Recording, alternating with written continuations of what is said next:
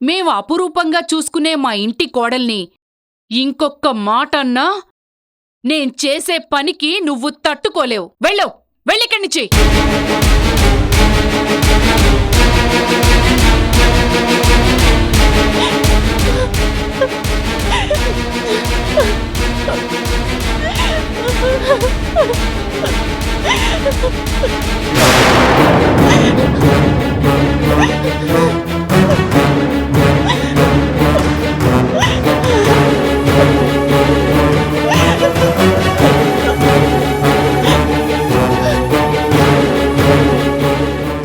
సంధ్య, నువ్వేమీ బాధపడకు. కుక్కలు మురిగినంత మాత్రాన పట్టపుటేను గౌరవం ఏమీ తరిగిపోదు. నువ్వు మా ఇంటి మహాలక్ష్మివి. ఇవేమీ మనసులో పెట్టుకోకే.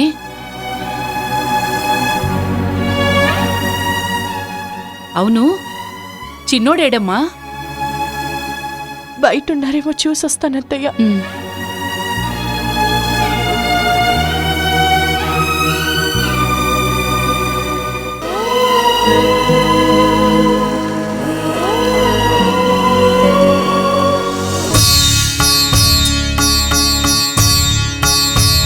స్వామి,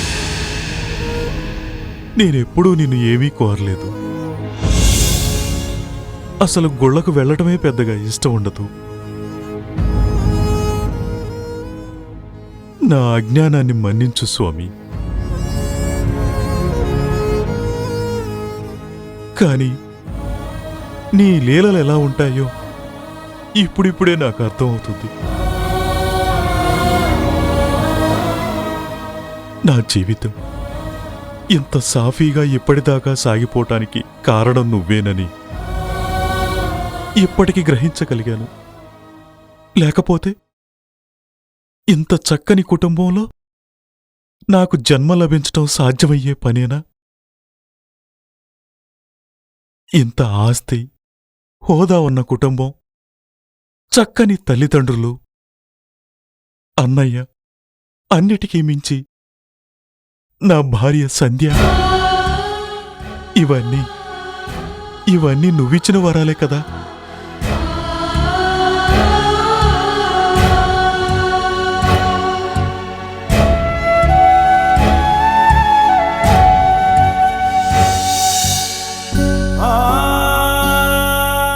అసలు నేను చిన్నప్పుడే నీ దగ్గరకు చేరుట్టాల్సింది. అన్నయ్య అడ్డుపడుండకపోతే నేనంటూ మిగులుండేవాణ్ణే కాదు.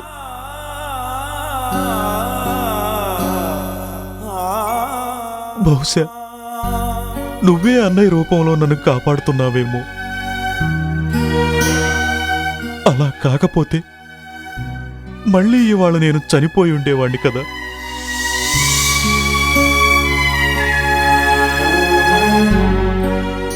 అన్నయ్య హఠాత్తుగా వచ్చి నా ప్రాణాలకు తన ప్రాణాల్ని అడ్డు వేశాడు. అంటే నువ్వే నన్ను మళ్ళీ కాపాడావు.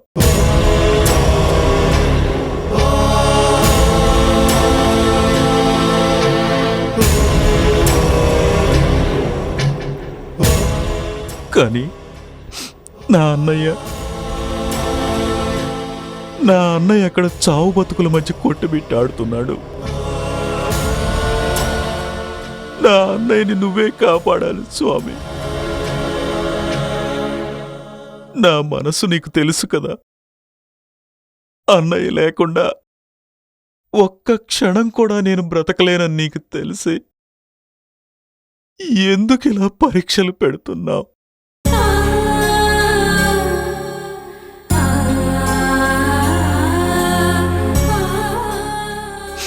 కావాలంటే నువ్వు నా ప్రాణాలను తీసుకుపో.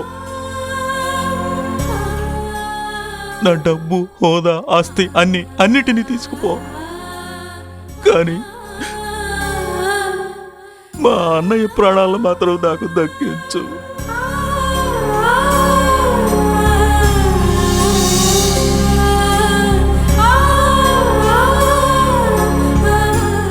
అన్నయ్య బ్రతకటానికి నా ప్రాణాన్ని సంతోషంగా దారపోస్తాను. అంతేకాని అన్నయ్య లేకుండా నువ్విచ్చిన ఈ వరాలన్నిటికీ ఏ అర్థమూ లేదు.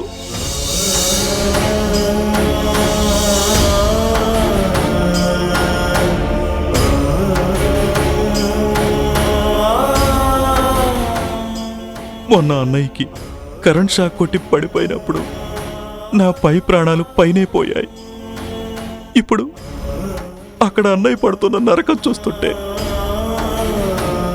నాకు ఇప్పుడే చావాలనిపిస్తుంది. స్వామి, అన్నయ్యకి ఏం జరిగినా భరించటం నా వల్ల కాదు.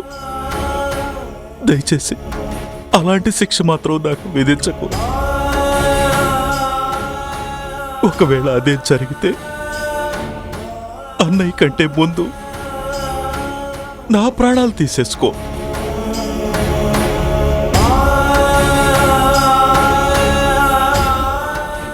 ఇది బెదిరించటం కాదు, నా నిర్ణయం అంతే.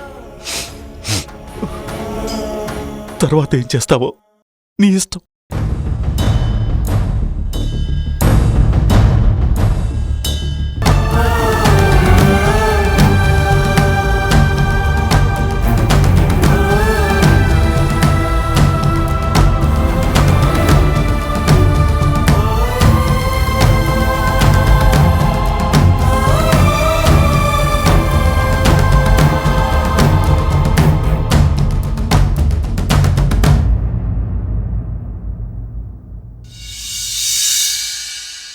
మీకెక్కడైనా ఒక 100 గజాల స్థలం ఉందా? అయితే జాగ్రత్త. ఎప్పటికప్పుడు ఆ స్థలం ఉందో లేదో అని చెక్ చేసుకుంటూ ఉండాల్సిందే. ఎందుకంటారా, నగరంలో ల్యాండ్ మాఫియా అలా ఉంది మరి. ఈ మధ్య ఎవరిని కదిపినా ఇదే విషయం గురించి ఆందోళన చెందటం జెమిని న్యూస్ గమనించింది. ఇటీవల ఈ మాఫియాకు ఎదురు తిరిగి చివరకు వారడిగిన మొత్తం ఇచ్చినా కూడా శంకర్ రెడ్డి అనే వ్యక్తిని దారుణంగా హతమార్చారు. దాంతో పాటు అతని కూతురును కూడా కిడ్నాప్ చేసినట్టు సమాచారం. ఈ రాకెట్ ను నడిపిస్తున్నది పాండు అని అందరికీ తెలిసినా ఎవరూ నోరు మెదపటానికి సాహసించటం లేదు. ఈ దారుణాలను నివారించాల్సిన పోలీస్ శాఖ నిమ్మకు నీరెత్తనట్టుగా వ్యవహరిస్తోంది. ఈ శాఖలోని పెద్ద తలలకు మామూలు ముడుతున్నాయనే సమాచారం కూడా ఉంది. అందువల్లనే వారు ఏ చర్యలు తీసుకోవటం లేదని ప్రజలు ఆందోళన చెందుతున్నారు. ఈ విషయంపై జెమిని న్యూస్ పోలీస్ శాఖలోని ముఖ్య అధికారులను సంప్రదించాలని ఎంత ప్రయత్నం చేసినా ఎవ్వరూ అందుబాటులో లేకపోవటం, ఉన్నవారు స్పందించడానికి ఇష్టపడకపోవటం కోసమెరుపు. ప్రముఖ పారిశ్రామికవేత్త మహేంద్ర కుమార్ ల్యాండ్ ని కూడా పాండు కబ్జా చేయడానికి ప్రయత్నించబోగా మహేంద్ర కుమారుడైనటువంటి ఆదిత్య దాన్ని అడ్డుకోబోడానికి ప్రయత్నించి పాండుతో గొడవపడి తీవ్ర గాయాల పాలై కొన ఊపిరితో బయటపడడం జరిగింది. కానీ పాండుకి వ్యతిరేకంగా ఎవరూ కంప్లైంట్ ఇవ్వనందున పాండుపై పోలీసులు చర్య తీసుకోలేదని తెలుస్తుంది. చూసారుగా, జరుగుతున్న దారుణాల గురించి మీడియా కోడై కూస్తుంది. దీనికి మీరేమంటారు? సార్, మీడియా ఎప్పుడూ ఓవర్గానే రియాక్ట్ అవుతుంది సార్. మనం దానికంత ప్రిఫరెన్స్ ఇవ్వాల్సిన అవసరం లేదు సార్. నో ఆఫీసర్స్, నేను ఒప్పుకోను. క్లిప్పింగ్ చూసారుగా, శవం అబద్ధమా? జనాల్లో ఉన్న రెస్పాన్స్ అబద్ధమా? పాండు చేస్తున్న క్రైమ్ అబద్ధమా? సారీ సార్, అలా అని కాదు, కానీ గోరంతని కొండంతలు చేస్తుందని నా ఉద్దేశం సార్. నాకు అర్థమైంది. కానీ మీడియా కొండంత చేసినా గోరంత క్రైమ్ అయితే ఉన్నట్టే కదా.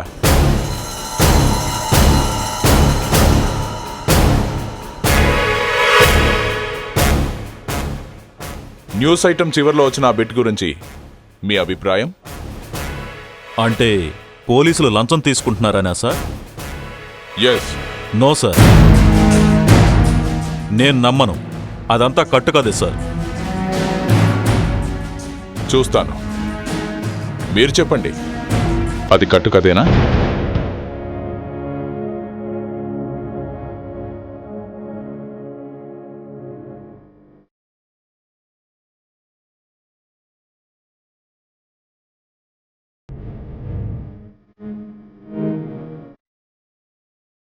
నేను రాత్రికి రాత్రే కమిషనర్ కాలేదు.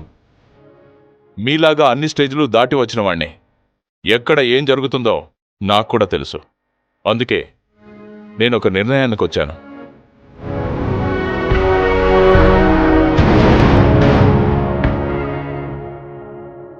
ఈ కబ్జాలు, కిడ్నాపులు, ముఖ్యంగా ల్యాండ్ మాఫియా, దీన్ని నివారించడానికి ఒక స్పెషల్ టీముని ఏర్పాటు చేస్తున్నాను.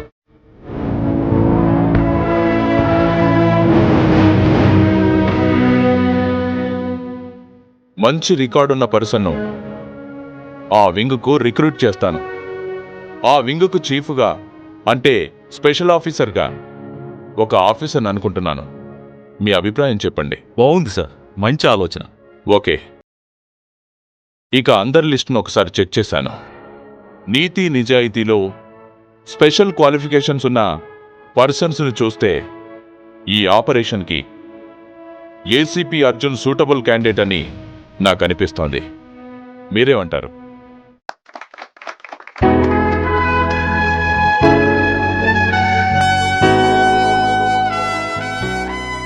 గుడ్ మిస్టర్ అర్జున్, మీకు ఓకే కదా?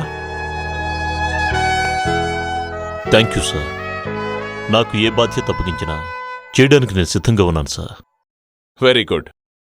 మీ సమర్థత నాకు తెలుసు. మీరు ప్రత్యేకంగా పొందిన ట్రైనింగ్ కూడా దీనికి హెల్ప్ అవుతుంది. ఆఫీసర్స్, ఈ రోజు నుంచి ఈ వింగుకి సంబంధించిన ఈ పరిధిలో జరిగే ఆపరేషన్స్కి మీరు కోఆపరేట్ చేయండి.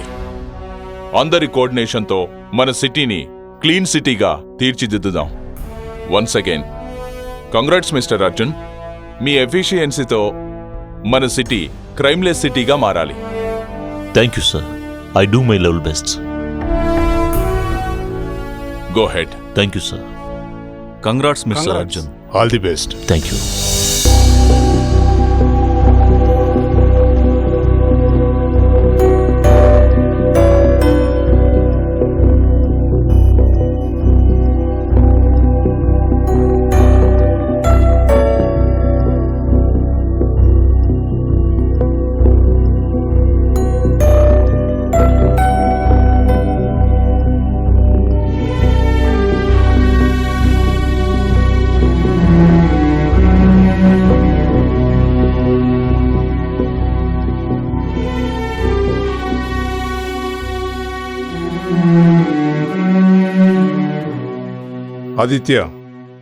ఆదిత్య, ఒకసారి కళ్ళు తెరిచి చూడు.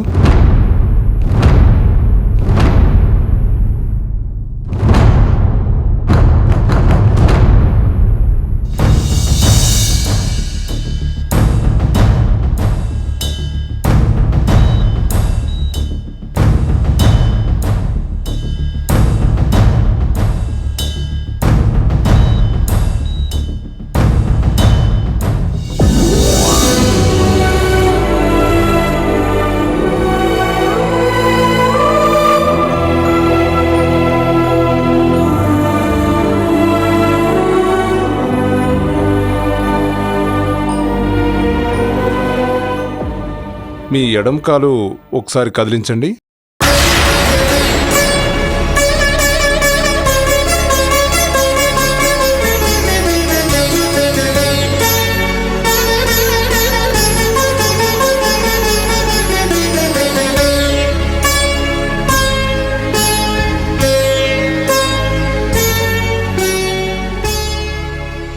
మీ కుడి చేయి పైకి లేపండి.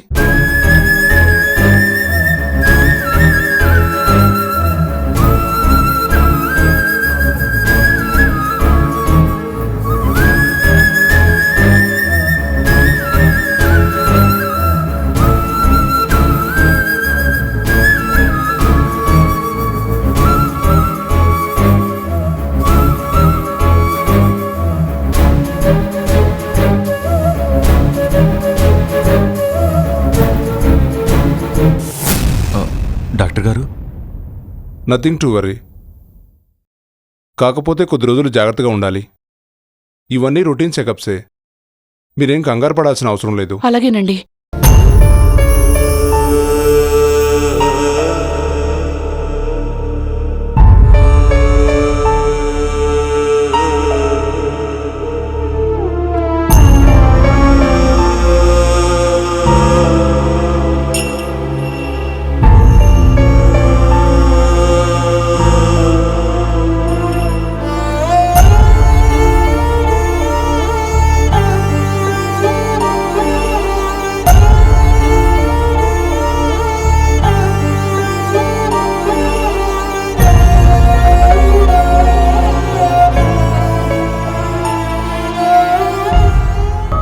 వాడు నా ప్రాణం సార్.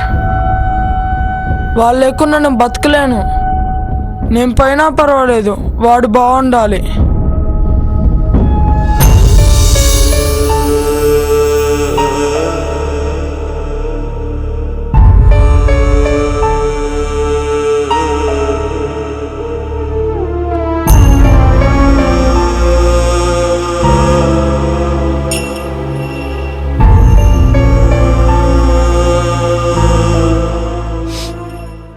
అన్నయ్య అన్నయ్య ఏంట్రా? ఎందుకన్నయ్య ఇలా? నాకు బానే ఉందిగా.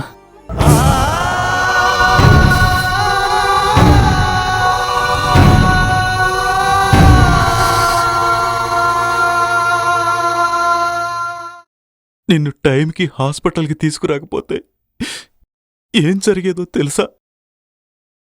ఏమయ్యేది? ప్రాణం పోయేది, అంతేగా.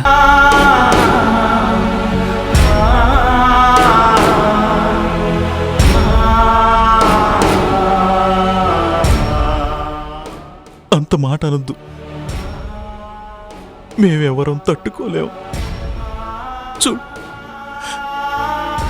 నీకోసం మేమందరం ప్రాణాలు కళ్ళల్లో పెట్టుకుని చూస్తున్నాం.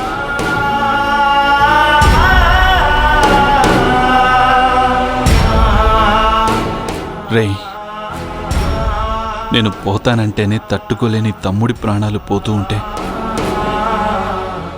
ఈ అన్నయ్య ఎలా చూస్తూ ఊరుకుంటాడనుకున్నావు? నీకంటే పెద్దవాణ్ణి. నిన్ను కాపాడుకునే బాధ్యత నాది కాదా?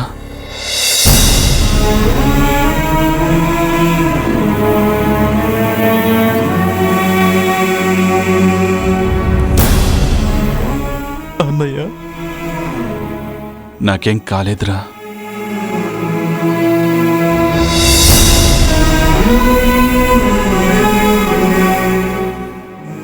మీరంతా బాగున్నంత వరకు నాకేమీ కాదు.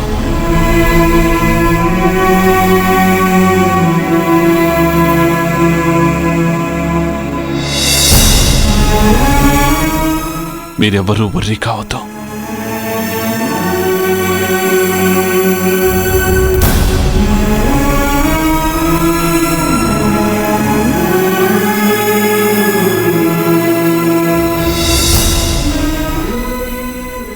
నేను బ్రతికేదే నీకోసం.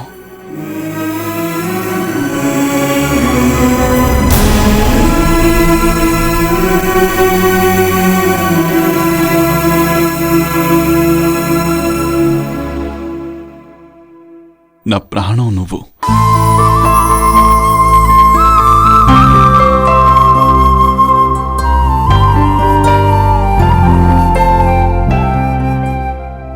నీకోసం నేను చావడానికైనా సిద్ధమే, ఎవరినైనా చంపడానికైనా సిద్ధమే.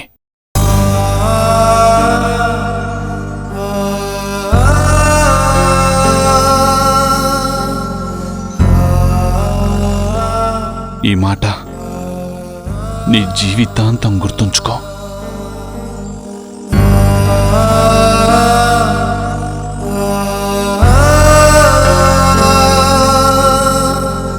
నేనుండగా నిన్నెవరు కనీసం టచ్ కూడా చేయలేరు, అంతే.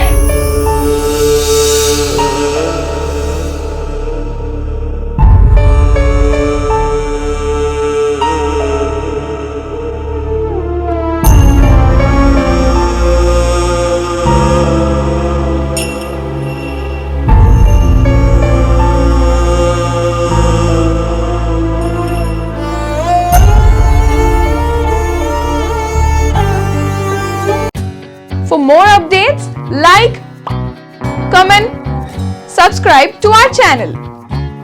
Hey darlings, గంటని click చేయడం మర్చిపోకండి.